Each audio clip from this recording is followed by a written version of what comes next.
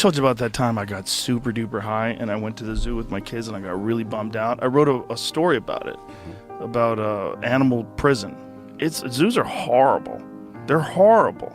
The only one who gets out of the zoo, I had that old bit about giraffes. They're the only ones that seem to have a good day.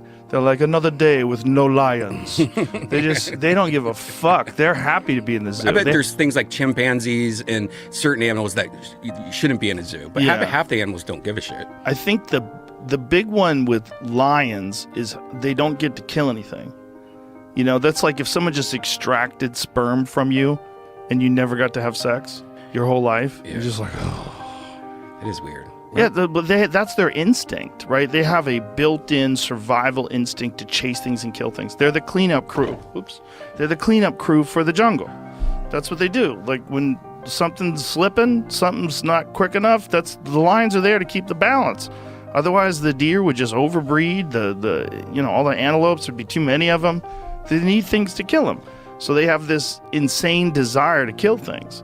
And then when you just feed them meat every day, they're like, okay, I'll eat this, but I just want to fucking chase something. Early days of my comedy career, I was like 21 years old, and I was in Massachusetts, and I was driving home, and I saw this little zoo on the side of the road.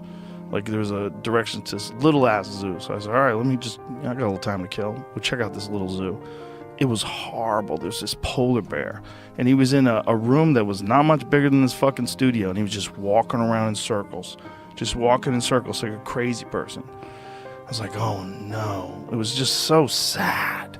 The polar bears are used to dealing with gigantic icebergs that they could walk on, frozen sheets of ice, these little ice islands, and they're killing seals, and they're running around, and they're just out there in the ocean and the open air, and now they're in this Massachusetts little box. And it was the summer when I went there too, so it was hot as fuck.